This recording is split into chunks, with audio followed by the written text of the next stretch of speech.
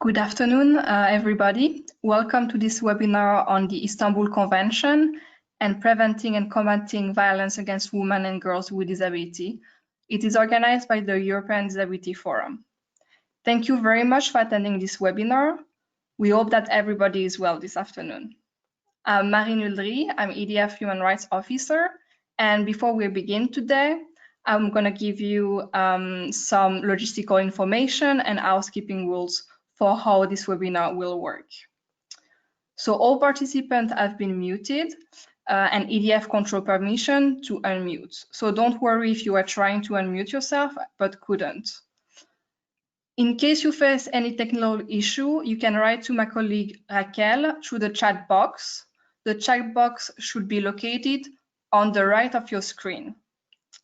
The webinar, as you may have noticed, has international sign interpretation and captioning. You can find a link to access the real-time captioning in the chat box. And I already want to thank our interpreters, Gerdinen and Lisa, and our live captioner, Kimberly, for their work with us this afternoon.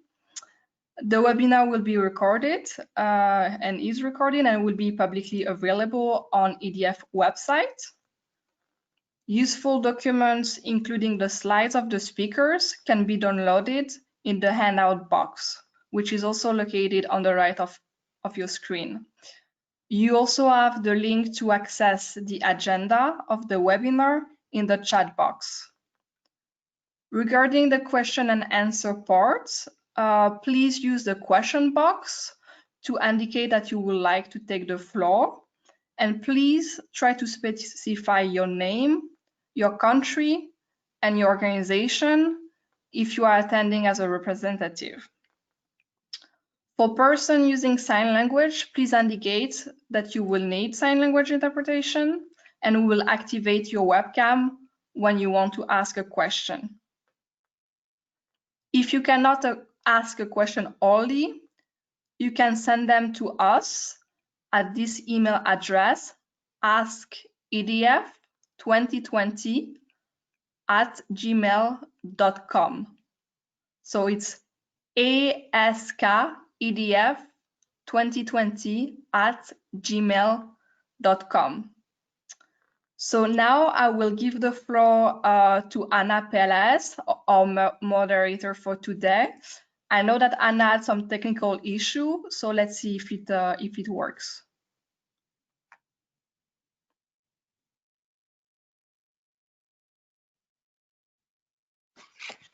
Good afternoon, everyone. I hope the sound is okay for you. Yes, we hear you well, Anna. Ah, wonderful.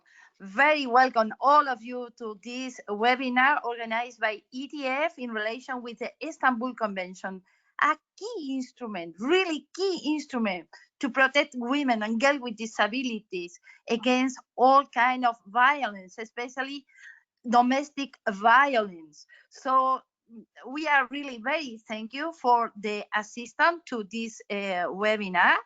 And especially I would like to highlight that thanks to Inclusion Europe, we have also an easy to read version for the Istanbul Convention, which is fundamental to understand the purpose of this instrument and fundamental to ensure also the protection for all women and girls with disabilities.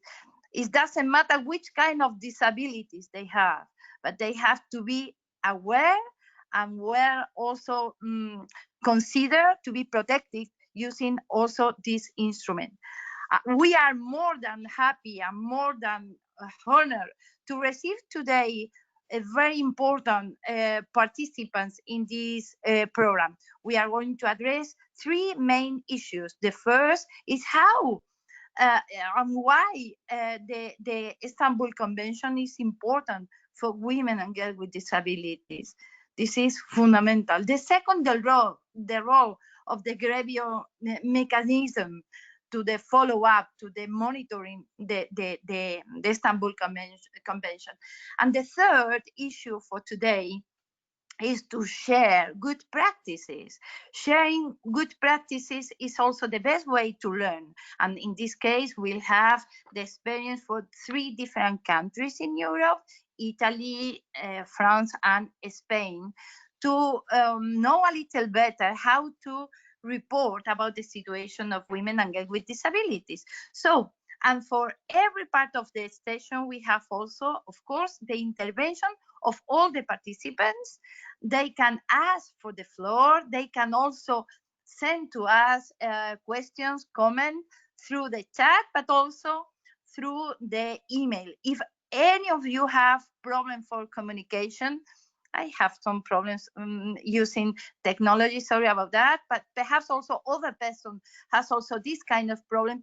Please contact directly Raquel and our colleagues in EDF for that. I would like to take this opportunity also to highlight and to express my gratitude for to Marine for organizing also this agenda and this meeting with all the relevant participants.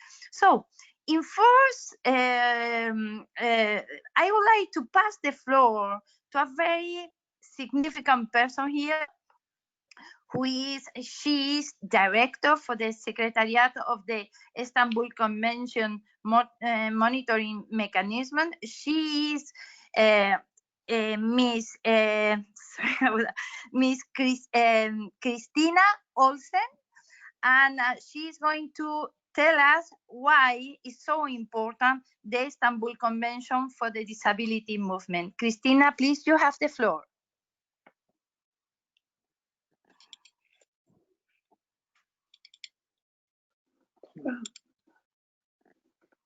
Yes, good afternoon. It is my honor and pleasure to be with you today, albeit at a distance, to address the importance of the Istanbul Convention for the disability movement. In the name of the Council of Europe, I thank the European Disability Forum for this opportunity to engage with your organization in support of the rights of persons with disabilities.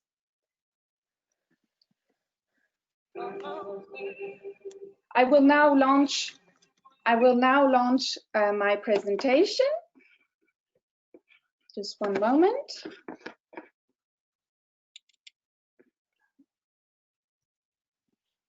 Here we are.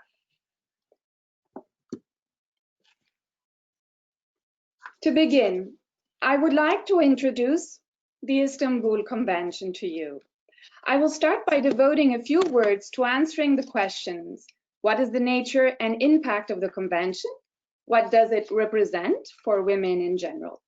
In the second part of my presentation, I will address more directly the topic of today's webinar and answer the question: why is the Istanbul Convention important for women and girls with disabilities? By way of introduction, I would like to say that, by all accounts, the Istanbul Convention is a remarkable achievement for women's rights. It is the result of years of advocacy on the part of women's organizations and represents a major accomplishment for governments and parliaments across Europe. It is also a reason of pride for the Council of Europe, its birthplace, as it is based on the most advanced standards developed in this area. The Convention breaks new grounds and holds high promises to reduce and ultimately eliminate violence against women. As a treaty, the Istanbul Convention is a binding legal instrument. This means that it creates legal obligations for those states that decide to ratify it. To ensure these obligations translate into real change for women, a monitoring body, GREVIO, has been set up to oversee governmental action in this area. GREVIO member Biljana Brankovic will explain the workings of this body during the second session of this webinar. To date, 34 member states of the Council of Europe have ratified and are therefore bound by the Istanbul Convention. All other members except 2 have accomplished the first step towards ratifying the Convention and have signed it. To note that the European Union is also among the signatories to the Convention. A fundamental requirement of the Istanbul Convention is the need for all those involved in preventing and combating violence against women, be them governments, public officials, professionals, and the population at large, to properly understand violence against women and to speak a language which reflects this understanding. This is why, in its first articles, the Convention provides a set of key definitions regarding violence. So what is violence for the Istanbul Convention? Violence against women for the Convention is multifaceted. It is not limited to physical violence. It affects women in all the different aspects of their dignity and integrity as persons. Violence, therefore, encompasses psychological, sexual, and economic violence as well. The Convention goes on to define violence against women as a gendered phenomenon, meaning that it is violence directed against women precisely because they are women, and it affects them disproportionately. At this point, the question that arises is, what does the Convention understand by gender? Well, in the Convention, gender is understood as the socially constructed roles and behaviors that a given society considers appropriate for women and men. Gender-based violence against women, therefore, qualifies as violence which is committed and tends to be accepted, justified, or minimized with the aim of enforcing such social codes. Before moving on to the next slide, I would like to remember that these terms and concepts are common to intergovernmental organizations and fora dealing with human rights, in particular within the UN system. The Istanbul Convention builds on these common premises to frame violence against women as a violation of women's fundamental rights and a form of discrimination against women. Of the different principles which underpin the Istanbul Convention, one is particularly relevant for the purposes of today's webinar. I am referring to the principle of non-discrimination. The purpose of this provision is to ensure that all women, regardless of their status or condition, benefit from the protection afforded by the Convention. Disability is expressly mentioned as one of the grounds for discrimination that should not hinder women's and girls' enjoyment of such a protection. There is an expression that seeks to capture the essence of the Convention standards. Those of you who have heard that the Convention follows an approach based on the so-called 4 Ps are aware of it. The 4 Ps in question refer to the macro areas of prevention, protection, prosecution, and integrated policies. Concretely, what is expected from states in each of these areas? Well, in the area of prevention, the Convention creates the duty for states to aim at uprooting prejudices, negative gender stereotypes, and gender-based customs or traditions which are based on the notion of women's inferiority to men and so perpetuate violence against women. In the second area of protection, the Convention requires states to put in place systems to shield women and their children from further violence, to support and assist them to overcome the multiple consequences of violence. The third area of prosecution relates to the array of legal remedies necessary to allow victims to seek justice and compensation. As for the 4th P of integrated policies, this is a notion that implies that stakeholders must act and join forces together. All relevant state and public institutions, together with civil society organizations, must play their part, share information, and mutually reinforce their actions by way of an effective cooperation. We will now see more precisely what type of measures states need to implement to honor their undertakings in each of these areas covered by the 4 Ps. Let us first concentrate on the area of prevention. To prevent violence, action is required by states in public space through the organization of regular awareness-raising campaigns. To prevent violence, states are required further to take action in schools. The Convention makes it an imperative for schools to promote gender equality, mutual respect, and non-violence as early as possible among children. And more, to prevent violence, States also need to take steps addressing the professionals who regularly deal with victims or perpetrators. Improper handling of cases of violence against women by professionals is indeed a frequent cause of secondary victimization. In the second area of protection, the focus of the Convention is on the provision of adequate and sufficient support measures for victims and their children.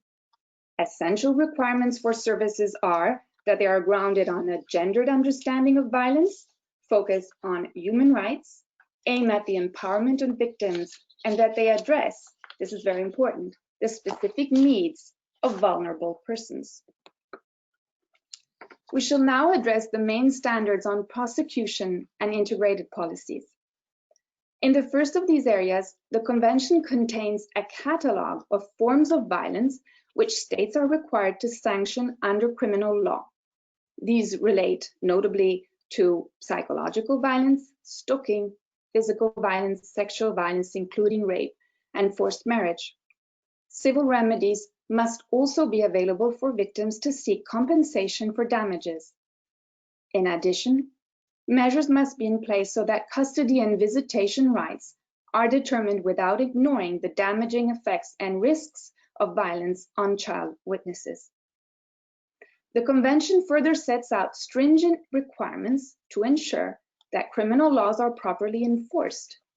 These generate the duty for police and judicial officials to react promptly to reports of violence.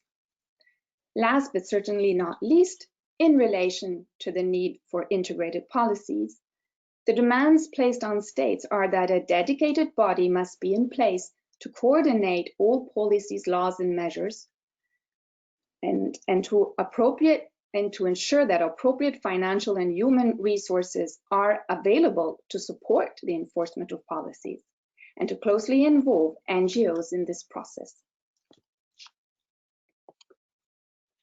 I propose now to examine, through concrete examples drawn mainly from GREVIO's jurisprudence, how the main principles and standards of the Convention apply to women and girls with disabilities. In the reports which it has adopted until now, GREVIO has repeatedly underlined that policies and measures on violence against women need to take on board the experience and the needs of women with disabilities by involving and consulting representative NGOs promoting their rights. GREVIO has also made the point that policies and strategies addressing disability in general should integrate a gender dimension and mainstream the prevention of violence against women. They should also be based on accurate and factual knowledge about the situation of women with disabilities. When assessing institutional responses to violence against women, GREVIO has also found that professionals are not always equipped with the necessary skills enabling them to detect and recognize the signs of violence that affects women with disabilities. An area where GREVIO has found a need for critical improvement is that of victims' right to information. GREVIO has stressed that information should be provided in different ways and formats in order to reach different groups of women and fulfill the need for information on legal remedies and support services for all victims, including women with disabilities. As to support services, GREVIO has found that barriers persist, preventing women with disabilities from accessing services which adequately respond to their needs. When reviewing the criminal legislation of states and assessing its implementation in practice, GREVIO has found that women with disabilities are particularly vulnerable in relation to certain offenses. This is the case, for instance, for acts of sexual violence. Existing data in certain countries would show that the rates of sexual violence are much higher against women with disabilities. Since sexual violence tends to be largely underreported, this means that a large number of victims with disabilities suffer in silence. Other forms of violence against women, which the Convention requires to criminalize, include forced abortion and forced sterilization. In this area, GREVIO has found that there is a risk that certain medical interventions amount to performing an abortion or a sterilization without the consent of the victim, in a situation of disability and against the requirements of the law. And before concluding, there is one last provision which I would like to mention for its potential to advance the rights of women with disabilities who suffered from violence. This is the provision in Article 55 of the Convention that gives NGOs the possibility, subject to the conditions of the law, to assist and/or support victims at their request during investigations and judicial proceedings concerning offenses of violence against women. Experience has shown that support by women and/or specialist NGOs can make a noticeable difference in bringing perpetrators to justice and securing women's defense during investigations and trials. This concludes my presentation. I thank you very much for your attention. I would like to specify that I am a member of the Secretariat. The Executive Secretary of the monitoring mechanism is Johanna Nels. And I am pleased to move on to the more interactive part of this session by answering any question which you might have. Thank you. Thank you. Thank you very much, Christina. Can you hear me? Yes, Anna, we hear you. Thank you. Okay, thank you. Thank you very much, Christina. Very interesting. Before to go to the participants for questions or comments, I would like to ask you, please, could you please clarify how the Istanbul Convention can protect women and girls with disabilities under legal capacity? And my second issue in relation with our population, why Article 39 of the Istanbul Convention about forced sterilization and forced abortion is open for reservation of the countries?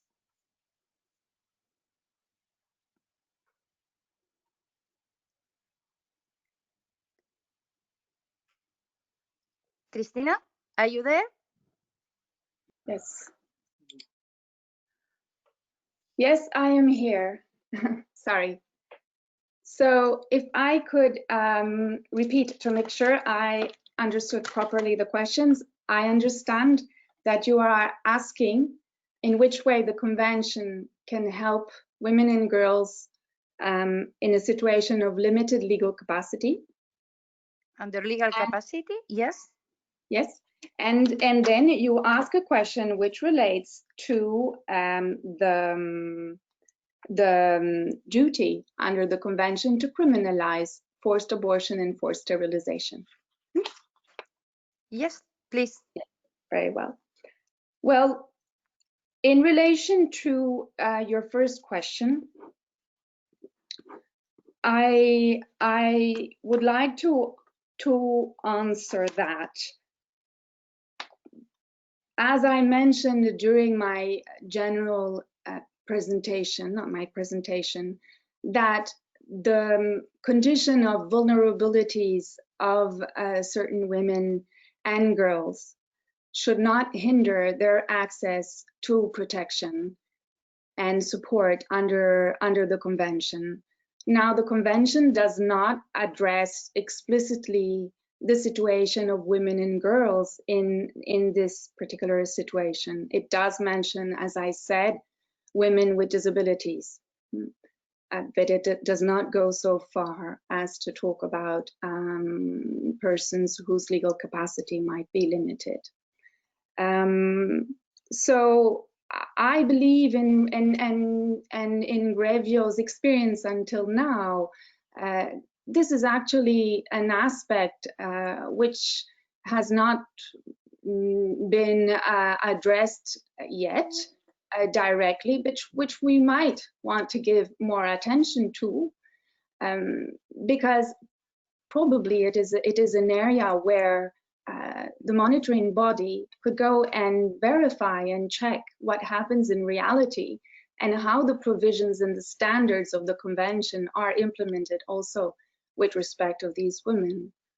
But in a few simple words, I would say there is nothing in the convention to say that these women and girls fall out of the scope of the convention, quite to the contrary.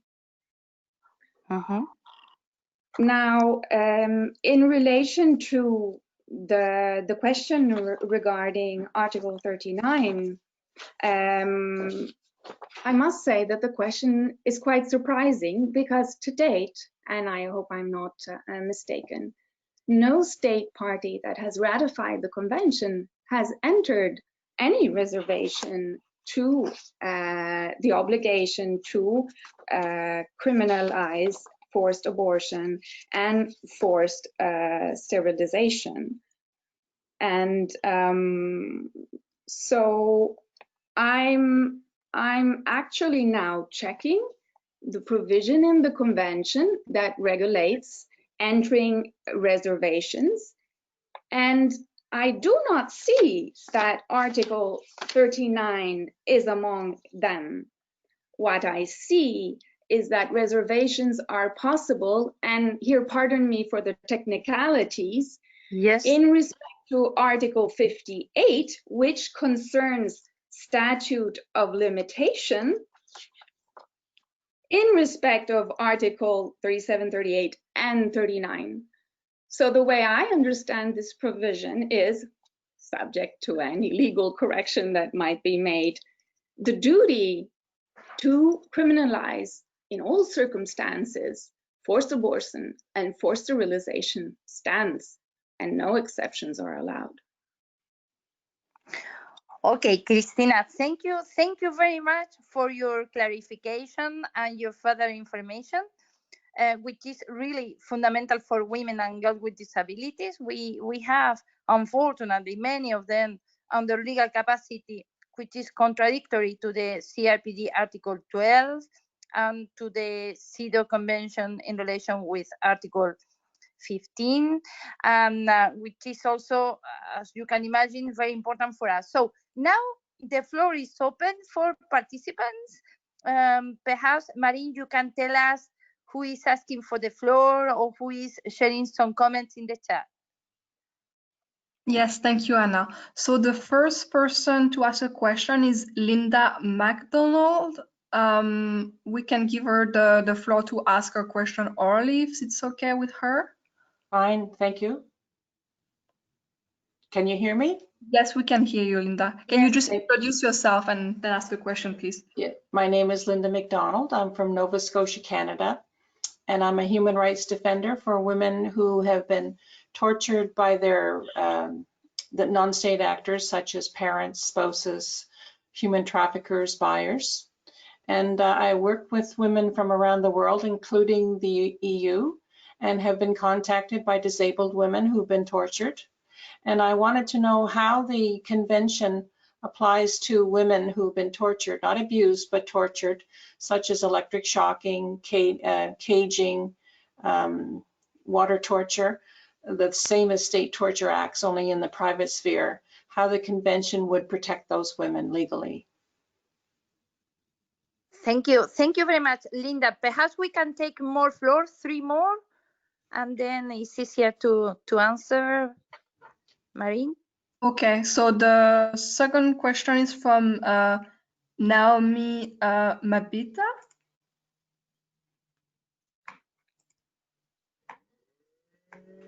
Hello, can you hear me properly? Yes, Naomi. Okay, super. Hello. Yeah, I work for ADF as well, communications assistant. I wanted to ask about police brutality and if there are any recommendations to get around that in order to enforce the Istanbul Convention. Because in a lot of situations, people are not even able to pass the barrier of police contact in order to report. So yeah, just if you have suggestions about that, thank you. Okay, thank you, Naomi. Thank you very much. And then we can take the third question. Anna, is it okay? So third question is from Deeley.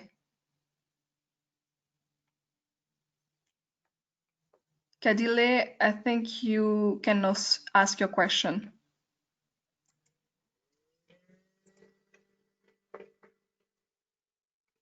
Okay. Yeah, so Deeley needs to unmute because Kadele, you need to unmute yourself. Okay, I think we can ask the next one. Yeah, so the next one is Angelina Cola. Hello, can you hear me? Yes. Angelina. Okay. Mhm. I'm really Hello. excited to learn about. Yes. Hello. My name is Angelina Cola. I am from Kenya, and I work for a disability advocacy organization that is a program of the World Council of Churches. And I am really curious to hear a little bit more about the countries that have so far ratified the convention.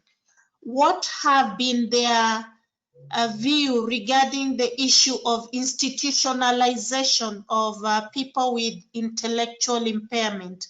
Because that is one very key area in which we have been struggling with in Africa to see how we can actually protect people in institutionalized settings, which are still very common in the continent.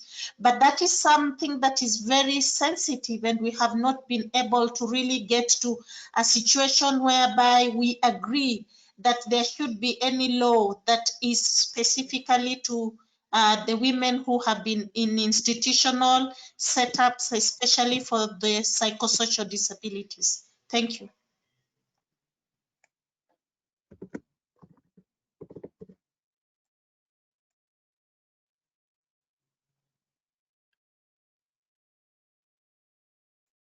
Okay, so now I think we can give back the floor to Christina to really already answer to all those questions if possible. Thank you. Thank you, and thank you for these very interesting questions. I will proceed by answering them in the order in which they were raised. So, the first question, which relates to women with disabilities suffering from torture, and how the Istanbul Convention can apply or can be invoked to protect them. I would like to start by saying that although the convention as such does not talk about torture per se, when it talks about violence and when it imposes upon states the duty to criminalize different forms of violence, it covers such a wide array of expressions and manifestations of violence that I am sure that acts of torture committed by non-state actors, by private individuals, could very likely qualify as one or the other of these forms of violence, be it physical, psychological, or sexual. Now, because the point that the convention makes is that it doesn't matter how laws and penal codes in different countries decide to name the different acts of violence. That is up to them to do. This is the margin of discretion that the convention leaves to states and their sovereignty. What matters is that acts of violence that affect women in their physical integrity, psychological integrity, sexual integrity, and also other acts of violence such as economical violence be punishable, and that victims of these different forms of violence enjoy sufficient protection and support by state institutions. Now, where the convention does not, what the convention does not deal with is with issues of human being trafficking in human being. In the Council of Europe, there is a dedicated convention, which is the Anti-Trafficking Convention, which deals with these issues. And here you will also find that there are dedicated provisions, for example, that concern trafficking for the purposes of sexual exploitation or labor exploitation. And this is an area, admittedly, where the Istanbul Convention does not interfere, let's say. But I would say that the scope of the convention is so wide that victims of torture are protected under it. Then there was a question regarding police brutality. What I understand as being the reasoning behind this question is how the experience of women who approach law enforcement agencies can itself expose them to secondary victimization and new instances of violence because they are not understood, because they are stigmatized, because violence is minimized, or because they actually experience new forms of violence when they approach police officials or law enforcement officials. And this is an aspect that is the prevention of this form of brutality, although this is not a word used in the convention, is central also to the convention, and in particular to the part of the convention which has to do with the need to ensure that women can report violence to law enforcement agencies, and that when they do so, they are treated with respect in a gendered sensitive way, and that law enforcement officials do everything in their capacity and within their duties to protect them. And there are different ways for this. So they have to be trained also for this. They have to understand that the victim's safety is in their hands. And the convention insists also on the need to train police officers to know how to react promptly. And here also there is a more general overarching duty in the convention, which is set in the article on due diligence, Article 5, that says that states have to do whatever in their power to take preventive measures to protect the victims and also from secondary victimization at the hand of public institutions and law enforcement officials. Then I understand that there is a question that was raised also regarding the institutionalization of women with suffering from intellectual impairment or in a situation of psychosocial disability. Here, there again, the convention does not expressly refer to, let's say, women who are in this situation, but the convention applies to them. And so they should be able also to benefit from these provisions. It is true that it is an area perhaps where it is more difficult for the monitoring body to go and see and find out what is happening to these women because of their situation. And this is where it becomes fundamental for GREVIO, but I don't want to anticipate what GREVIO member Biljana Brankovic will say later. It is fundamental also for GREVIO to have information from NGOs who know about the situation of the victims who are living in institutions. This is what I would feel to answer to this question.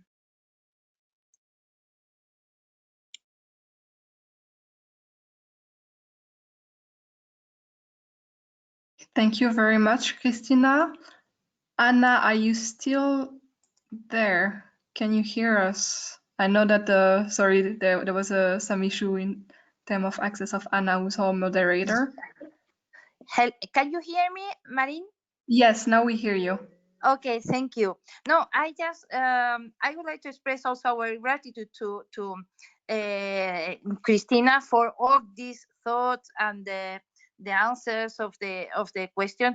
It's clear that the disability is a real issue to be considered also in GREVIO. So now we have the chance to go to exactly to the role of the GREVIO as the monitoring mechanism, and especially to paying attention to how for civil society, how to contribute to the process, and especially thinking about women and girls with disabilities. And in this regard, we have, as we were expressed at the beginning, here Ms. Biljana Brankovic, who is member of the GREVIO, and she's the best person to tell us how we can contribute in the process of the GREVIO work. Biljana, please, you have the floor. Hello, everybody. I'm really happy to be with you today. Let me introduce myself briefly. I'm a member of GREVIO since 2015. This is my second term in GREVIO. And for you, it's maybe important to know that I joined feminist movement as a teenager. I'm a psychologist, researcher, and psychotherapist, and I'm especially interested in multi-country comparative research. I'm also experienced in shadow reporting to CEDAW and other bodies. I will present today my personal opinions, which should not be attributed to GREVIO as a whole. Can you go to another slide? In this presentation, I'm going to cover the Istanbul Convention monitoring mechanism and also the role of NGOs during the first baseline evaluation procedure. This procedure is currently underway, and I will concentrate on the role of NGOs that represent women with disabilities. I will provide some examples from our work. Next slide.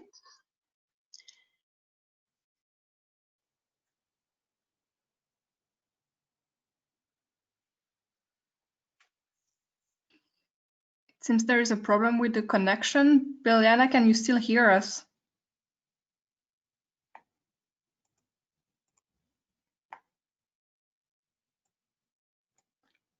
Biljana?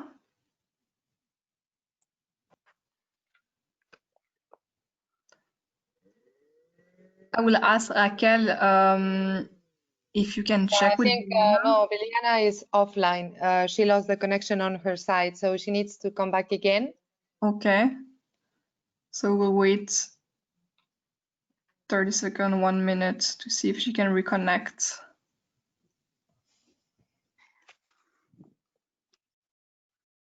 Apologies for this.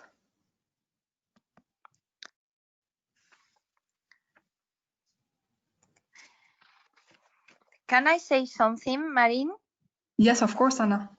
Yeah, the mic is open. So just highlight that we have also this easy read version for the Istanbul Convention, thanks to Inclusion Europe, and we have this version in English. We would like to have also your support to translate it into the different languages to ensure women with especially intellectual disabilities, psychosocial, or perhaps other women with other type of problem with in communication and access to information can know better the Istanbul Convention. This is also our suggestion today here on behalf of EDF. So I don't know if the connection with our speaker is already. Yes, Biljana is back. It seems so, yes. Okay. Wonderful. Let's proceed. So to explain the Istanbul Convention monitoring mechanism, it consists of two separate bodies, and that's why it's called two-pillar system. The first one is GREVIO, and that's an independent body composed of 15 experts. Our aim is to monitor the implementation of the convention, identify gaps in implementation, and we are also trying to assist the states to improve their laws and policies and practices by providing very specific recommendations. We have produced 13 reports so far. They are published on our website in the section Country Monitoring, and you may be interested to look at them just to have an indication how we cover the issues of problems of women with disabilities. And you can go to the section entitled Intersectional Discrimination. We often in this specific section address these issues, and this is our way to make the problems of women with disabilities more visible. We also address it in other parts of our reports, which you can see, as I mentioned. It is important for you to have in mind that GREVIO cannot address individual complaints in a manner a European Court of Human Rights can, or a CEDAW committee based on optional protocol. We cannot also intervene on behalf victims. Can we go to the next slide? There are two types of evaluation procedures. First one is country by country evaluation procedure. Our reports are rather comprehensive, and they cover the convention article by article, and there is also a special inquiry procedure. When GREVIO identifies serious, massive, or persistent pattern of violence, we can ask a state party to write a special report on this, and we can even go to visit that specific state party with the consent of their government. Within baseline evaluation procedure, we communicate with a wide range of persons and bodies that involves national governments, international, national human rights bodies, representatives of academia, media, professionals from different sectors, and we are very much focused on communicating with women's NGOs, especially those that provide specialist services to victims. Based on our practice during the first evaluation procedure, I can tell you that women's NGOs had really an important role. So your voice is heard and it is reflected in our reports. Next slide. And now the role of NGOs during the first baseline evaluation procedure. How can you participate in the evaluation procedure? You can write alternative or shadow reports. You can meet with a GREVIO delegation during the visit, because we do the evaluation visit to each country, which lasts 5 to 7 days. And you can also communicate with Secretariat, with wonderful women from our Secretariat, in case, for instance, for just as an example, when you wish to provide an update to the report you have already submitted. And there is also one important role you might have, and it is often somehow overlooked, and that's following up the implementation of GREVIO recommendations. I can give you an example from our practice, and it comes from Albania. Albanian NGOs organized a special coalition which is specifically devoted to following up recommendations of GREVIO and CEDAW, and based on they have a very positive experience, or so they say, because the Albanian government have made significant changes in legislation following in several months or 6 months after the GREVIO report on Albania was released. Please have in mind that we simply do not have information on implementation unless you provide it. So if there is someone among you who can share experience how GREVIO recommendations are implemented in your country, please let us know. The next thing, let us now concentrate on the role of NGOs, specifically to the issues who and when can submit the shadow report to GREVIO. In our experience so far, we had large coalitions that submitted reports, and we also had only one, let's say, NGO. Any NGO can submit the shadow report, including those that represent women with disabilities. It can also be an international NGO or network of NGOs. For example, in our practice so far, European network that works on the issues of female genital mutilation submitted several reports. Amnesty International also submitted one. And the practice of large coalitions submitting reports is also widespread. Examples are Turkey, Italy, and Spain. Turkish NGOs organized themselves to write a joint shadow report, and there were 81 of them, Italian NGOs as well. And in Spain, we had a large coalition involving 252 NGOs which submitted a joint shadow report. I don't know how they managed to coordinate, but they obviously did. So it is entirely up to you. There is no rule regulating how many reports can be submitted or who can do it. You can choose between two strategies. You can either join a large coalition and contribute to a joint report, or you can submit a separate report which will be concentrated on issues relevant to women with disabilities. Maybe the second strategy would give more visibility to these issues, but as I said, it's entirely up to you. The second strategy was used by several NGOs so far. For instance, in Belgium, that was Belgian Disability Forum, then in Italy, Italian Disability Forum, and in case of Serbia, the report was submitted by Mental Disability Rights Initiative, and it was concentrated on the problems of women who live in residential institutions or psychiatric institutions, which are mentioned during our previous discussion.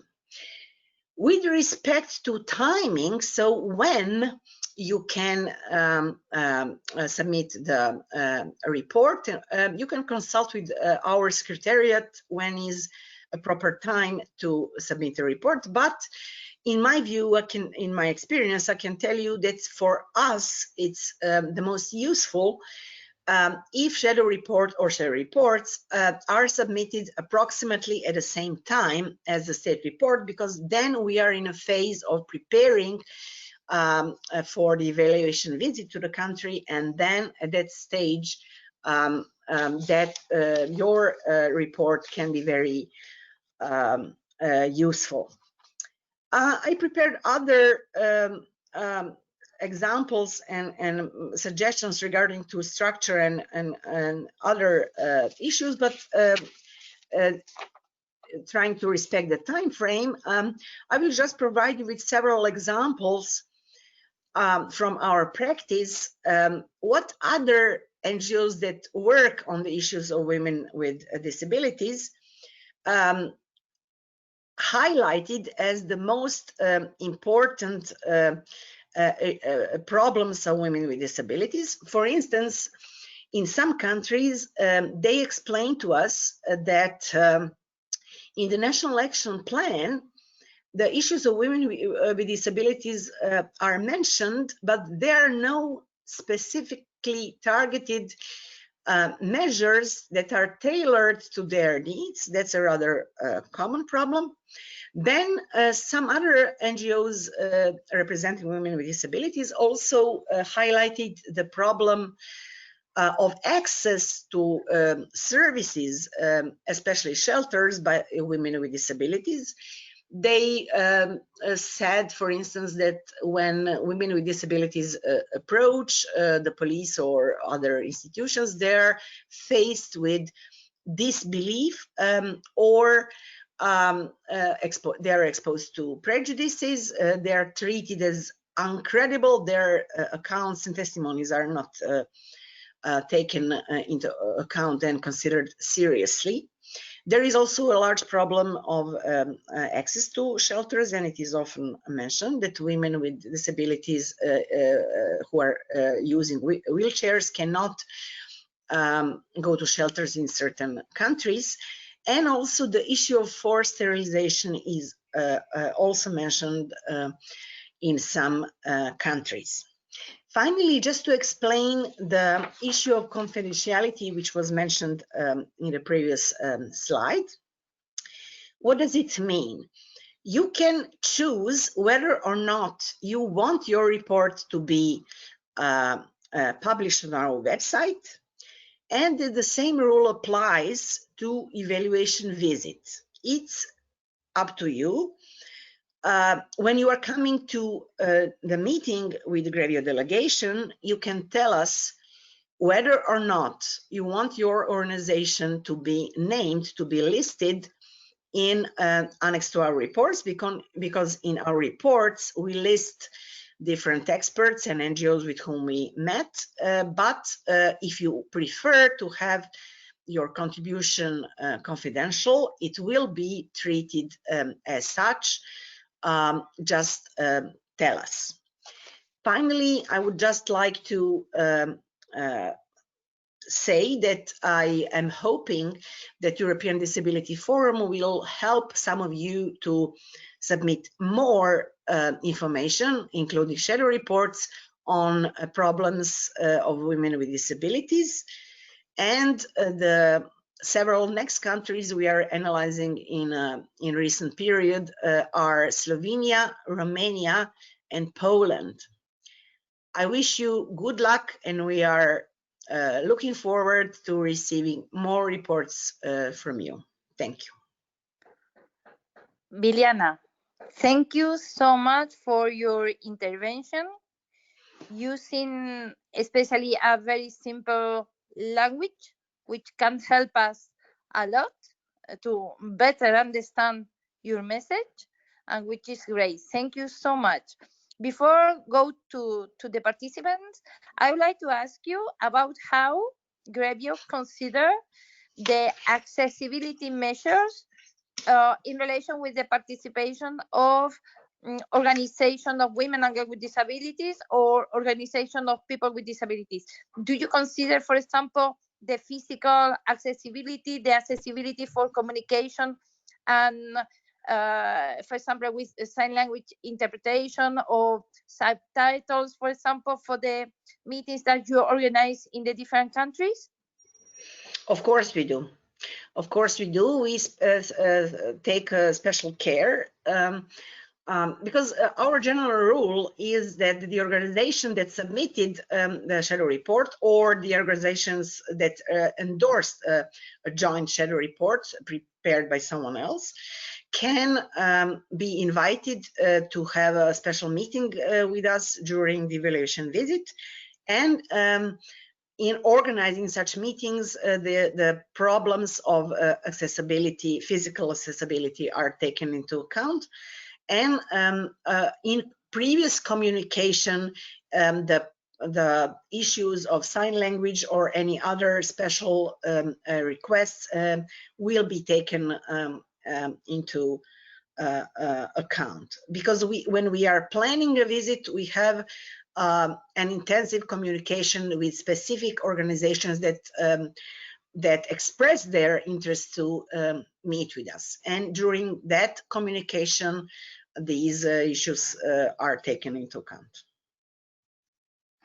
Okay, thank you so much, Biljana, for your answers.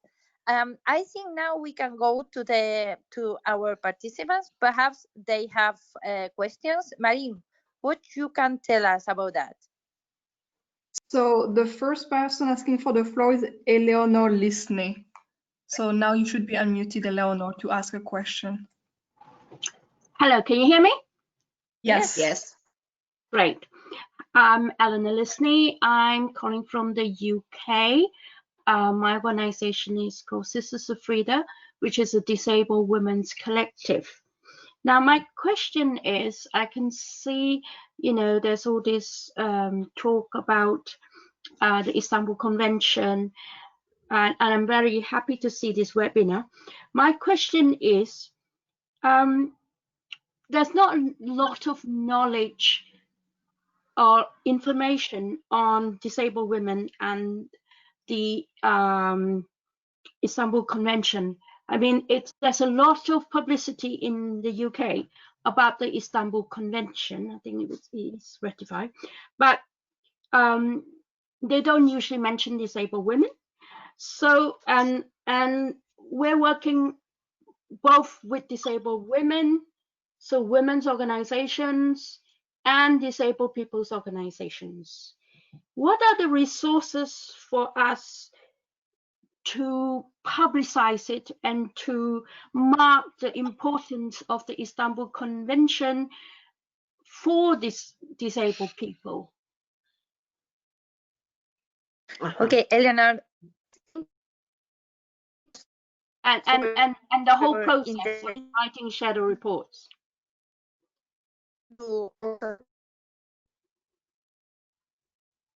Okay, I don't think I can hear you, Anna, but I will just read two other questions that we receive by person that cannot ask orally. So one question is GREVIO shedding light and carrying research into countries that have signed the Istanbul Convention but did not ratify it? And then there's a question from Jane from Kenya, who asks whether non-European countries can submit your report to GREVIO, to the group of experts. Okay, let's go back to the first question from a woman from the UK. I'm very glad to hear that, and I heard it before, because I really respect the work of women's NGOs in the United Kingdom, and I'm glad that the Istanbul Convention is a topic of discussion. I am aware that after these political processes that are currently underway, the process of ratification is, or we cannot say what will happen with the possible ratification by the United Kingdom, but it's really up to NGOs in this country to advocate for this. I'm sorry to hear that women with disabilities are rarely mentioned in these discussions. We do lack resources on the convention that are accessible in accessible formats, and the information on the procedures, how to submit shadow reports, this is too early for NGOs from United Kingdom, because your country first needs to ratify the convention. Members of GREVIO often participate at different trainings, and we are always happy to, when we are invited, to explain the procedures and possibilities of submitting shadow reports. And we often do that at different trainings. When it comes to resources, I cannot just provide an easy answer on how to write shadow reports to GREVIO, because there are no such resources, but I can only say that it's for you it would be important to consult our previous reports on other countries, so that based on them you will have pretty good idea how we interpret the convention and in which issues we are interested, and especially how we treat and analyze the problems of women with disabilities. I can say that often we lack information on women with disabilities, and it's up to you to engage more in communication with GREVIO. This applies to all countries that are present at this webinar today. With respect to communication with countries that signed but not ratify the convention, the answer is simply no, we cannot do that. We are following the situation in some countries that expressed interest to ratify in the near future, and during our meetings we are addressing this issue, how many countries will join in the future.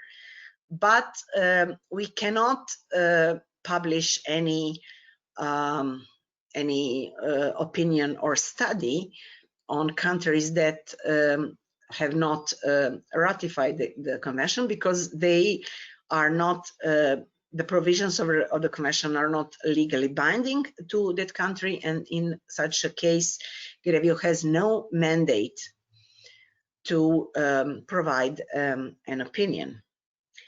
And can other countries accede to the convention? I'm very happy to say yes, they can.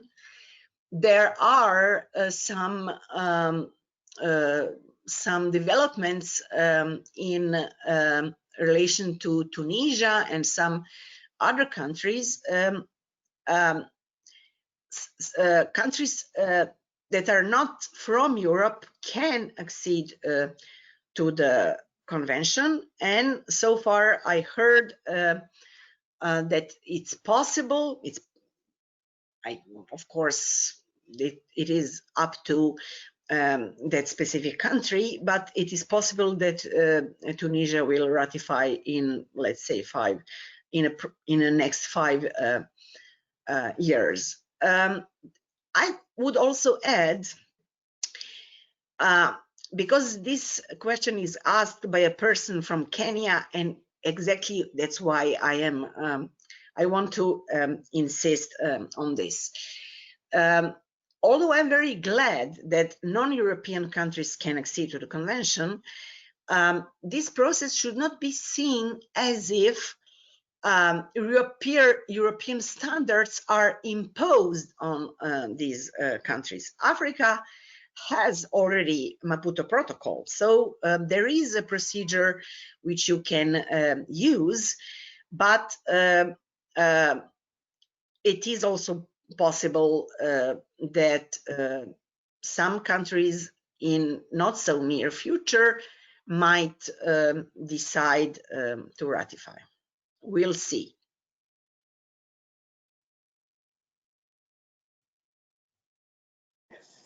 Thank you so much. Perhaps we can take some more questions. Marine, we have a little time. Yes, so there is one question regarding the type of report that can be sent. So whether you think it is better to have a report from women organization mentioning women and girls with disabilities, or to also have a specific report from organization of women with disabilities? As I said, it's up to you. If you ask for my personal opinion, when I was involved in shadow reporting to CEDAW committee, I once participated in a large, I was the author of the shadow report on behalf of a large coalition, and once it was on behalf of Roma women's NGOs. We at that time decided that for the visibility of Romani women, it's important to have a separate report. That is why I think that it would be, but please do not understand this personal opinion as if I'm imposing or making a request. You can join a large coalition or provide a separate report, it's up to you. Maybe, in my opinion, the issues of women with disabilities will be more visible if you submit the report on behalf of these women, give them a voice, and if you try to concentrate on those issues that are specific or more important for, especially important for these women, you will know better which issues are. And I would also add, I would suggest to you to concentrate on, let's say, choose 3 or 5 the most important messages you want to send to GREVIO on behalf of women with disabilities. With respect to involvement in large coalitions, since I worked with women, with organizations representing women's NGOs, women with disabilities, I know that sometimes in a mainstream women NGO scene, women with disabilities are sometimes marginalized. So that can be a reason, if that is the case in your country, that can be a reason to submit a separate report. But I cannot, I'm reluctant to give advices of this sort. Thank you. Yes, thank you very much, Biljana. I just to conclude this part of the program, I would like to ask you about the possibility or not of investigation for the Istanbul Convention. For example, what is happening for women in closed institutions could be possible under the Istanbul Convention?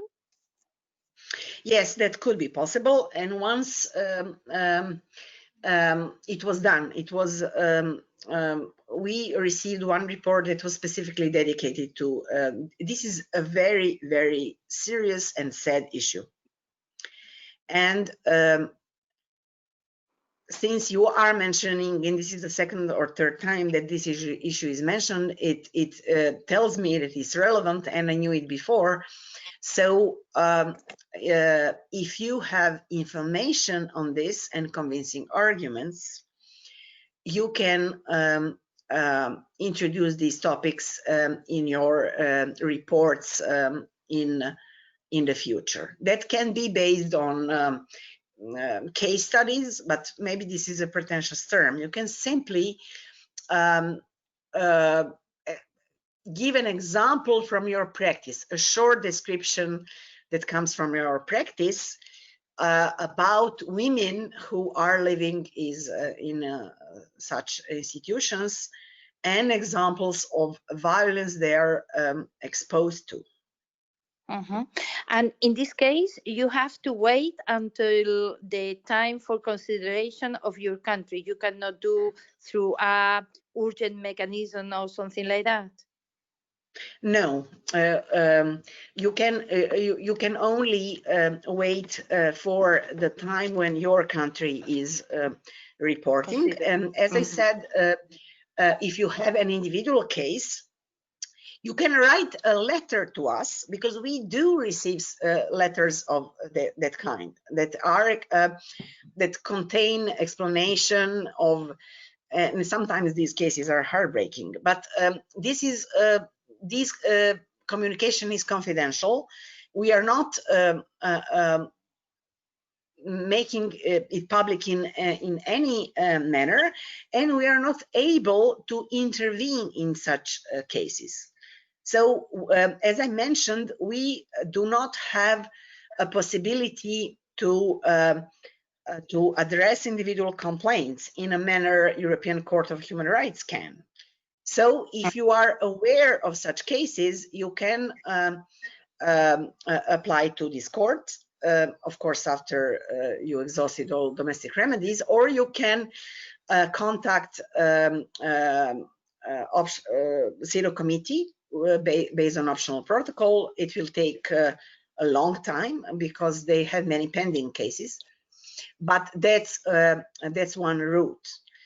The special inquiry procedure have not been applied in GREVIO yet so far. Thank you very much for your clear answers for today in relation with women and girls with disabilities. In Europe, we are talking about 60 million of women and girls with disabilities, 60 million. So more than countries and countries, you can imagine. But unfortunately, the reporting process is not so well considered in relation with GREVIO for the moment. But we have very good examples, and this is now time to go to our panel in relation with sharing good practices, reporting on women and girls with disabilities in relation with the Istanbul Convention. And in this regard, we have three main speakers here, very well aware about the Istanbul Convention. The first one is Luisa Bosisio, coming from the Italian Disability Forum. Luisa, you have the floor. Very welcome. Okay, can you hear me? Yes, we can. Can you? Okay. Good afternoon to everyone. And thanks to the previous speaker, because their speech were very powerful and useful for our work.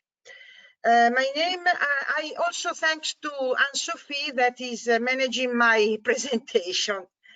Okay, my name is Luisa Bosisio Fazzi, and I am ADF board member representing the Italian Disability Forum. This National Disability Forum is formed exclusively by national association and the national umbrella organization of persons with disability. The situation of girls and women in Italy. The national statistics on the phenomenon do not give a correct picture on it. No data, no awareness that the violence is also against girls and women with disability. Last 2019, the national network I belong published a one-year survey that investigates in depth the theme of violence against women with disability. The name is VERA in Italian. It is an acronym of Violence, Emergence, Recognition, and Awareness. 519 were compiling questionnaires from as many women with disability, ranging from 16 to 8 first years old. The next, please. The next, please. Okay. I give some, no, the previous. I give some synthetic data. From this survey, 33% of the total declare they have suffered the violence, 54% psychological violence, 37 sexual harassments, also through the web, 24 physical violence, 37 sexual violence, and 7% economic violence. The next, please. In 80% of the interviewed, the perpetrator is a person known to the victim. The 82% were women with cognitive intellective impairments, 85% psychosocial disability, and 74% multiple disabilities, and 64% of cases with only one kind of limitation. So this is a picture that is not official by this official statistic, but is a very, very important to know. The next, please.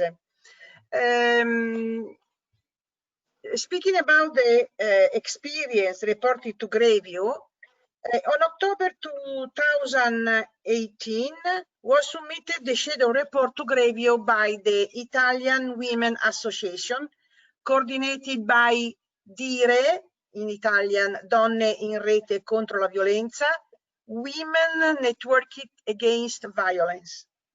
In the same days, the Italian Disability Forum submitted its alternative report to GREVIO with a specific reference on the violence against girls and women with disability.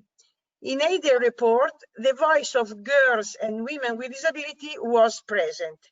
In fact, the close collaboration with the Network of Women Association allows us to spread in some sensitive points of the shadow report the condition of disability, which had never been raised before.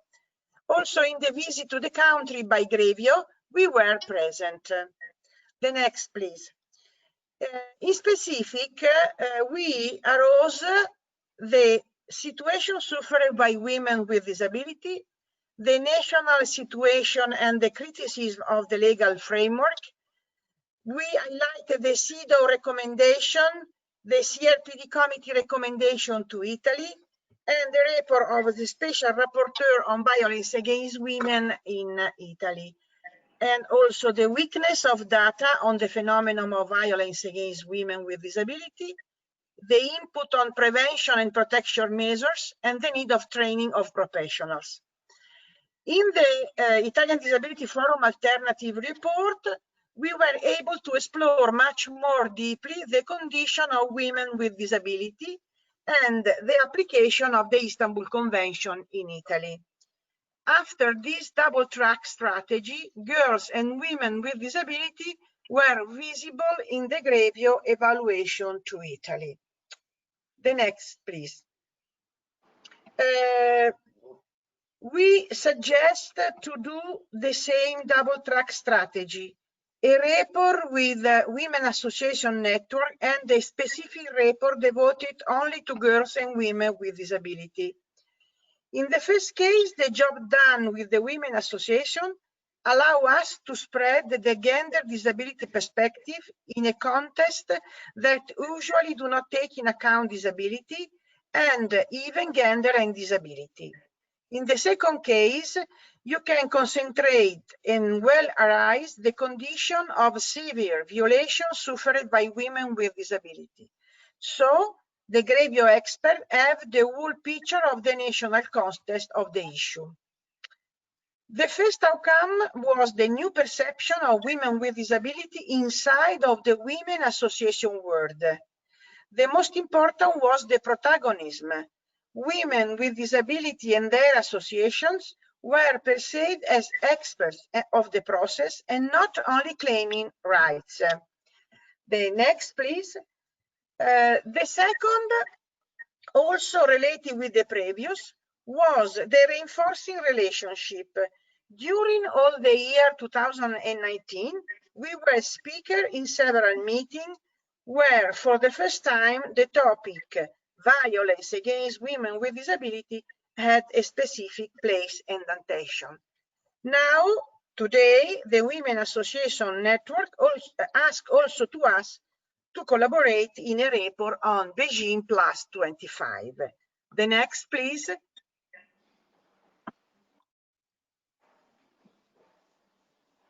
So I close my speech. Thank you for your attention. And if you have a question, I am at your disposal. Thank you.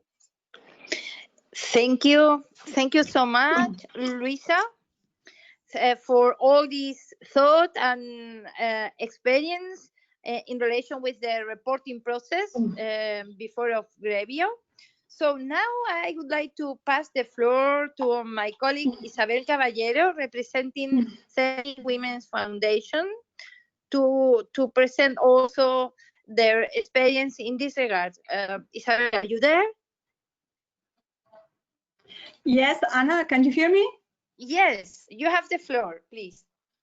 Okay, thank you, Anna. Well, good afternoon, everybody. Well, thank you very much for taking into consideration the work of Themonitoring Women's Foundation in defending the human rights of women and girls with disabilities.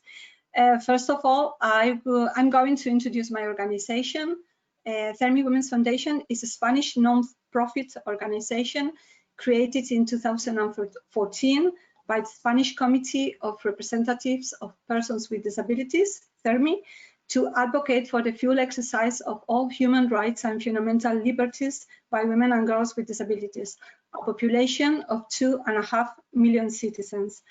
Themonitoring Women's Foundation takes as its main reference the United Nations Convention on the Rights of Persons with Disabilities, the Convention on the Elimination of All Forms of Discrimination against Women, and of course the Convention on Preventing and Combating Violence Against Women and Domestic Violence of the Council of Europe.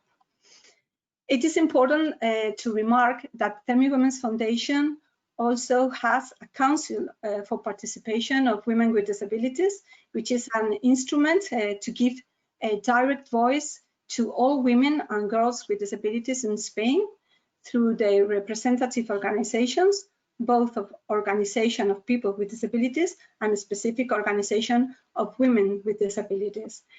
This council is consulted in advance in all matters when it's necessary, and this is a way to promote the exchange of experiences, debates, and discussions on the social reality of women and girls with disabilities. And I think it's important to note this because this council has played an important role in the elaboration of the shadow report submitted by Thermi Women's Foundation to GREVIO committee. Well, violence against women with disabilities in Spain is an issue that in recent years has been gaining in Spain on the political agenda. At present, there are no official statistics that can give us a real picture of the situation of women with disabilities and gender-based violence. We only have one official indicator, which was established in 2012, which shows the number of women with disabilities who are killed by their partners or former partners. And it's about 6% of the total. But we are sure that the real percentage is higher because in many cases, the disability situation is completely unknown. 2 years ago, Thermi Women's Foundation produced a report based on data from a macro survey prepared by the government, which offered a more accurate analysis of the situation and showed that women with disabilities had a 10 percentage point higher risk of being victims of gender violence in all its forms, physical, psychological, economic violence, etc. And we also have to take into account that women with disabilities suffer from other forms of violence that are not contemplated in the Spanish general law. In particular, women with disabilities face the practice of forced sterilization. And of course, we cannot forget the specific situation of institutionalized women with disabilities. All these issues were included in the shadow report submitted by Thermi Women's Foundation in July last year to the committee. And the strategy that we followed was to support the shadow report that the Spanish feminist movement had prepared for the occasion, and which contained information regarding women with disabilities provided by Thermi Women's Foundation. I think that Biljana Brankovic has mentioned this big coalition of feminist organizations in her speech this afternoon. But at the same time, we decided to prepare our own shadow report on the situation of women with disabilities. And in other words, Thermi Women's Foundation somehow submitted 2 shadow reports, one general together with the entire feminist movement, and another one only focused on the specific situation of women with disabilities. And I think that using this double path was a good idea because we strengthened the alliance with the feminist movement, but at the same time, we managed to place our demands in a visible place for the GREVIO committee. And this is something that we perceived very clearly during the meeting that was held in Madrid, organized by the GREVIO committee in September. Perhaps, and this is it's a personal opinion, what surprised me most was that the issue of the rights of women with disabilities came up in the debate very quickly and very naturally, based on a question asked by one of the committee members, who directly expressed her concern about the issue of sterilization in the Spanish law. Somehow, this gave us the opportunity to introduce our main demands, and to a certain point, the claims of women with disabilities became the central topic of the discussion during a good part of the debate. And I can say that this is something that never happens when the feminist organizations meet in my country. It doesn't mean that the feminist movement in Spain is not open to our main demands, but we often have the impression that these demands are received as if they weren't part of the feminist analysis, or perhaps they are not well understood.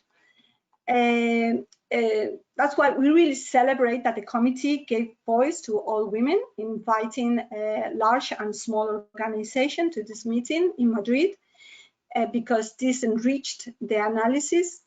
And we also appreciate the clear concern about the issue of forced sterilization, In fact, in Spain now we are in the process of modifying the penal code that includes this possibility. But I have something to say about the organization of the full-day meeting in Madrid. Temi Women's Foundation's president is a deaf woman, and the organization of the meeting did not provide sign languages interpreters, for example. And this was something that surprised us a lot, because it's a committee, you know, of this nature about human rights. So it's something that must be checked. And Temi Women's Foundation had to provide this service. And I think that the GREVIO committee has to understand that obstacles to communication and to information in this specific meetings, I mean, must be totally removed. Well, I'm going to finish now only by encouraging my European colleagues to draw up their own shadow reports. We still do not know what considerations reflected in our shadow report have finally been taken into account by the committee, but we think that it's a useful tool to give visibility to the demands of women with disabilities, and of course it's a way to ensure that they are not made invisible in reports. Well, that's all, and thank you very much for your attention. Thank you, Isabel, for your contribution in this panel. Now we go to France, and there we have our colleague Claire Descent. She's representing Femmes pour le dire, Femmes pour agir. So, Claire, you have the floor. Are you there? We cannot hear you, Claire. We can see you, but we cannot hear you. I cannot. Can you hear me now? Yes, perfect. Okay. Okay. First, I will talk about. No. And please try not to talk too close to the laptop, so the sound is better. Thank you. I represent the organization Femmes pour le dire, Femmes pour agir, which means Women to Tell and Women to Act, which has been founded by Modipio in 2003 and has objectives like fighting against all forms of discrimination, and more particularly about double discrimination experienced by disabled women, to say loud and clear that disabled women are full-fledged citizens, that their disability is not their identity, and of course to combat violence against girls and women with disabilities. We have created a special helpline for women with disabilities. This is the helpline. It's called Écoute Violence Femmes Handicapées. And we have created it because we thought that women with disabilities were not well heard in other helplines. It is a permanent phone number, the first one, which are run by volunteers who are trained in the specifics of violence against women with disabilities. So they listen attentively to the needs of women with disabilities, and they help them to become aware of the reality of such violence, and that they are not what's going on, and to free themselves from the perpetrator. I am a co-chair of this organization. We developed a mainstreaming action on all areas of life, and so it's a very, very big work. So we are currently 3 co-presidents with 2 other friends. One is a lawyer and the other a journalist.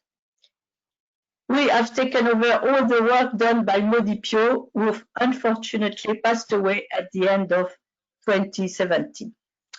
I am in charge of Europe in international affairs, writing reports and letters, updating the websites, and a lot of events, like a day in the Loire-Atlantique at Nantes, which was done for 1 day all day on the violence against women with disabilities. I am also a member of the Women's Committee of the UDF. The situation of women and girls with disabilities in France. The legislative framework, we have a good legislative framework, but the definition of disability is not quite the same as the world at the convention, at the CRPD. It's more individual and more medical. And we had an act of real equality between women and men, and we made an amendment which was introduced in the law and which is called Awareness and Prevention Activities Concerning Violence Against Women with Disabilities. So it's in the law now that women with disabilities are concerned with violence. Also in the law of 3 August of 2018, which strengthened the fight against sexual gender-based violence, there is aggravating circumstances of vulnerability. If the victim is a minor of 15 years of age or a particularly vulnerable person, the penalties are increased to 7 years imprisonment instead of 3 and a fine of 100,000 euros. And also we had in France we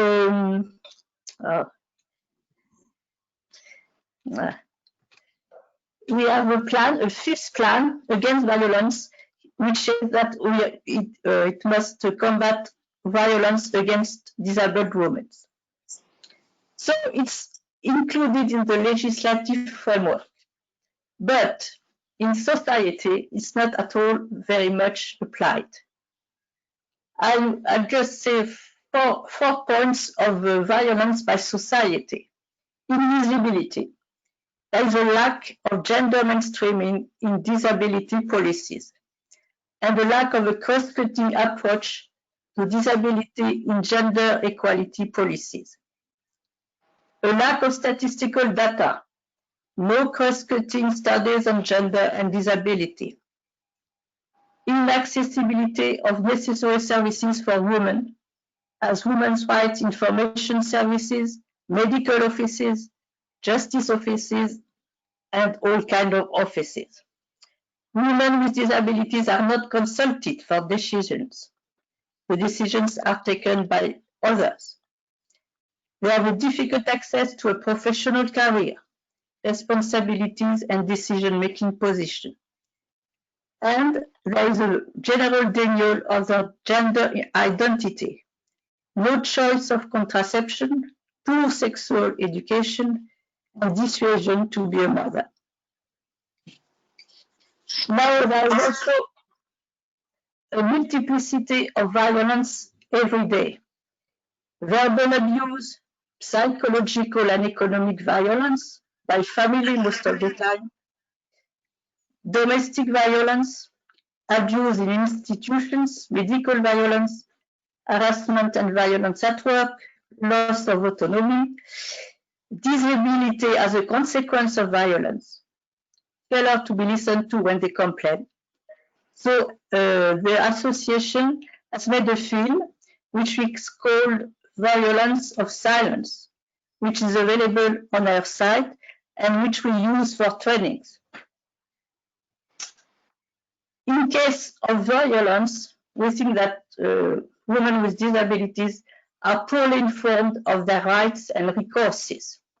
And even the 3919, which is the emergency telephone number, is not very well known by women with disabilities. So we did our special helpline. It's difficult to lodge a complaint. They are less believed by the police. They encounter difficulties in accessing places of justice. They are confronted with a lack of training of police officers, doctors, magistrates, and so on. And few emergency shelters are accessible.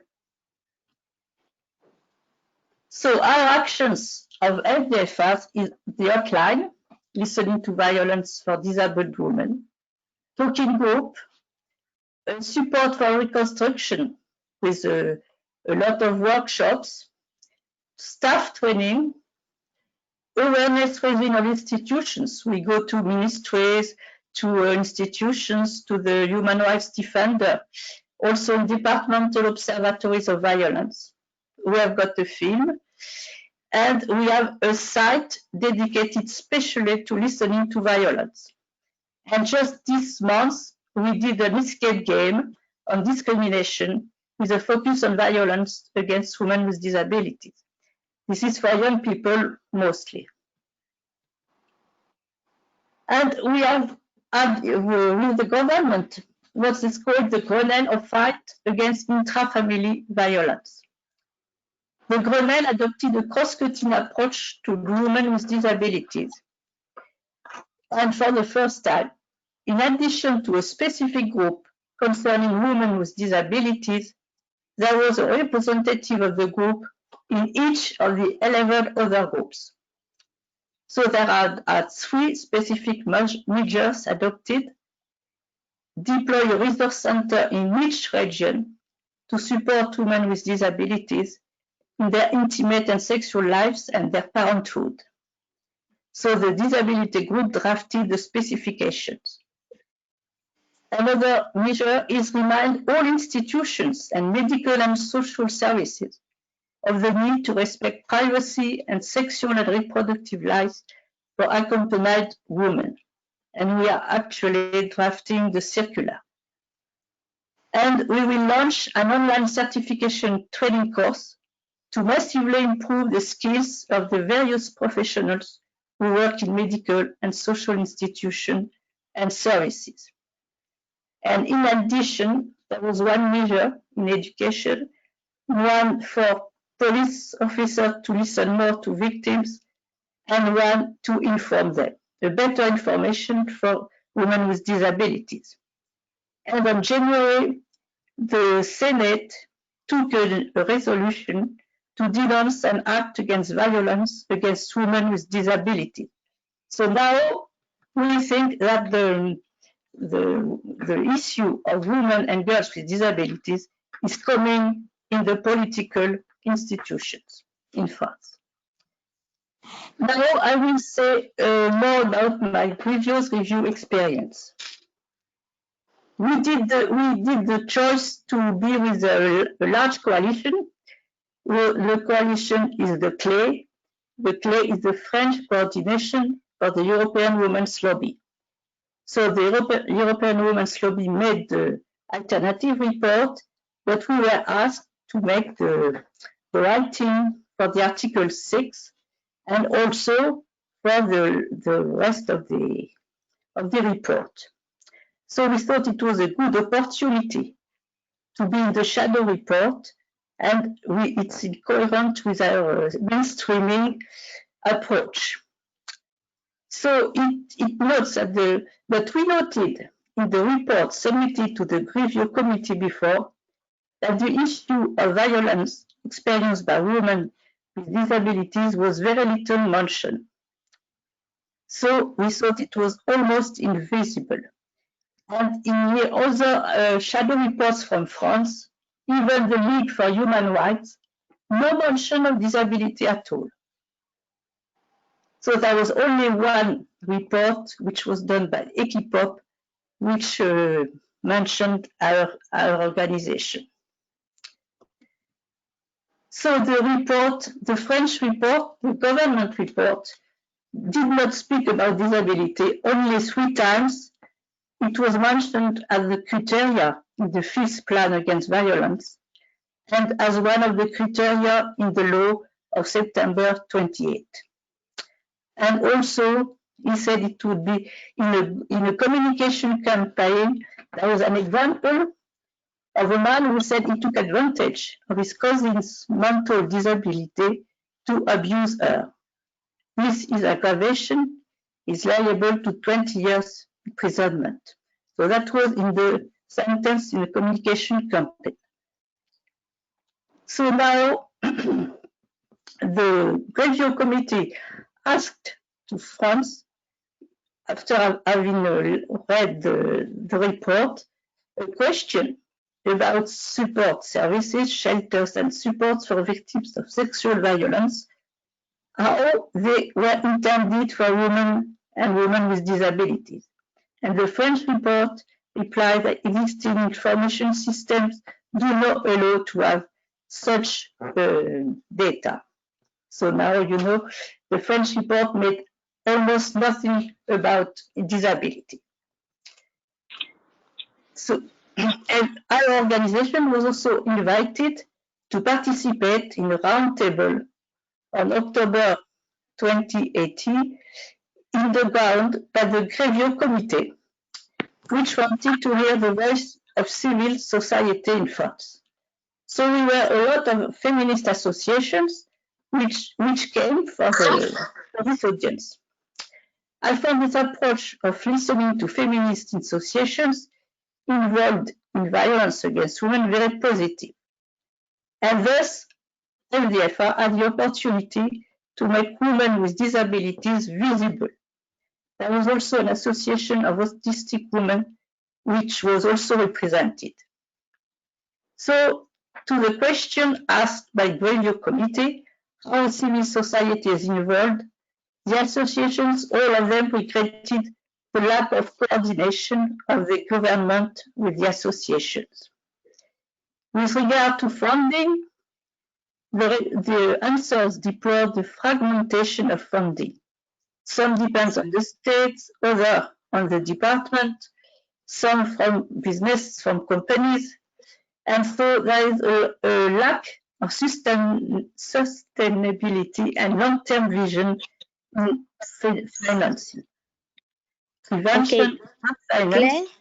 Yes, I am almost finished. Yes, please, because we need to pass the floor to the participants. Yes. Thank you. Thank you. So, okay, so we had a hearing which was very interesting about data collection, about training, about perpetrators of violence, about involvement of the media. So the tips I would say was read the national government report before and also the shadow reports available. Learn about reports and recommendations from other countries. Apply mainstreaming. Prepare key points. Present recommendations. And also I think it is better to have, as Spain did, to have two reports, one with the feminist associations and one specific for women with disabilities. So thank you very much. Thank you. Thank you for this extraordinary report about your experience in France, reporting before GREVIO. So now time is open for questions and floor. So comments and questions. So perhaps, Marine, you can tell us who is asking for the floor? Yes, so first I have a written question, so I will read it.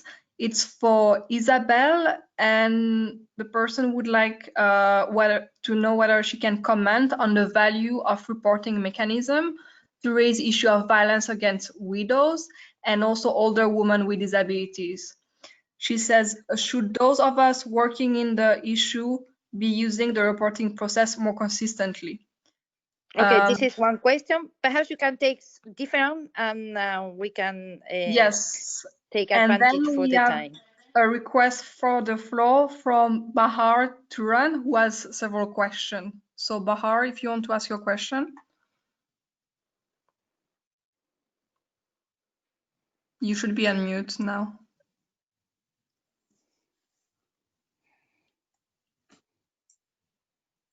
Okay, then I will read the question. So one is for Luisa for Italy. Marine, Bahar is now unmuted. Okay. Hello, Bahar, can you hear us? Hello, I see you're unmuted. Can you please speak? Okay, I think the connection is not very good, so you can take the question. I can read the question because it's sent. So one is for Luisa on Italy. So during the process of pandemic, how do you do the monitoring on violence and discrimination? And through which instrument do you reach women and girls with disabilities? And then another question for everybody. So how do you see our solidarity and struggle for the promotion of the right addressed in the Istanbul Convention after the aftermath of the coronavirus? Okay, I think we have 3 wonderful questions. So perhaps you can start, Isabel. Yes, Anna, can you hear me? Yes, we can. Yes, well, I have said before, somehow Thermi Women's Foundation submitted 2 different shadow reports. One of them was supported by the entire feminist movement in Spain. So in this report, there were considerations and information regarding widows and older women with disabilities. But in our report, in the Thermi Women's Foundation, we focused the points on the situation of specifically the sterilization procedure in our penal code, which concerned us a lot because we are now working to modify our penal code, and this is a key issue in our agenda. And also in how the gender-based violence, the impact of the gender violence on women with disabilities. So I think that we could deal the different issues among this between these 2 big shadow reports, a general one, which was shared with the feminist movement, and our specific report that was more focused on these issues, because we thought that it was necessary to focus more on these topics, because I think it's necessary a modification of our legal system, and that was the reason why we did not deal with, for example, with the situation of the widows, for example. It's something that. Okay. Are you doing something in relation with the pandemic and violence against women in this moment in Thermi Women's Foundation? Well, yes. Now we elaborated a guide to inform women with disabilities how to denounce this situation and how to reach the information. And also we are celebrating every week a webinar with the idea that the women with disabilities can gather and can share experience and can interchange information about how to face this this difficult situation that we are facing in Spain. And so we are trying to offer communication and information about how to face this. Thank you very much, Isabel. So how is the situation in Italy? What are you doing, Luisa? Yes, can you hear me? Yes, we can. Yes, okay. In Italy, the Organization of Persons with Disability from the beginning tried to have a close relation with the government, because the first decree was not mentioned, did not mention a person with disability. And we now obtain for the second phase of the recovery to have a specific attention to persons with disability, because we have had a lot of problems.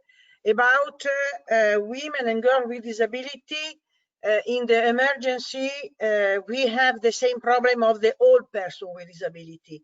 No information, no data, no specific activity to protect persons with disability, and so also the women and the girl with disability.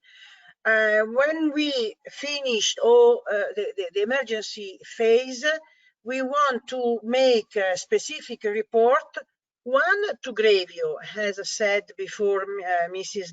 Biljana, And the second is the UN Convention Against Torture Committee, because at the end of this year, Italy has the review of by this committee. So we are now collecting information,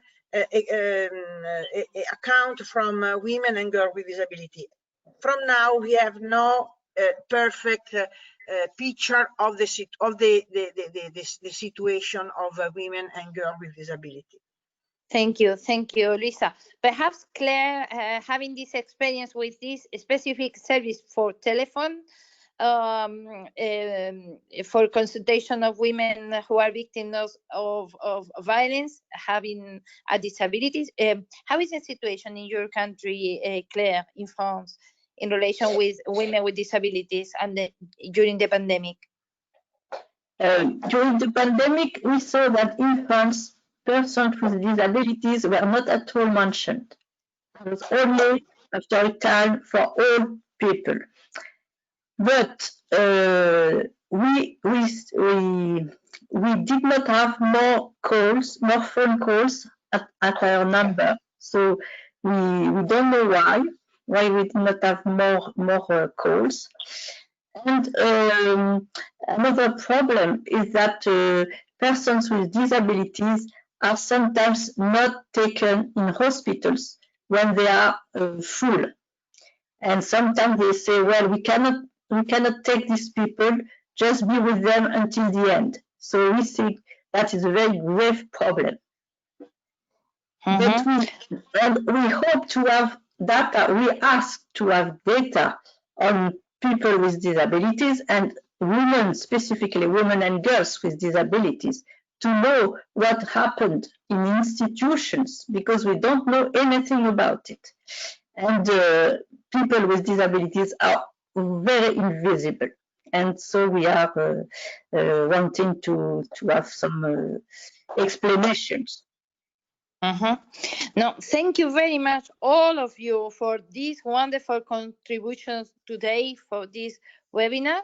I would like to take this opportunity to express on behalf of EDF President, all the members of the board, also our solidarity and empathy with all women and girls with disabilities who are now perhaps suffering this great of risk of violence, and also expressing our solidarity with mothers who are look after children in with disabilities, or for example other relatives with disabilities, perhaps also in a position of risk of violence.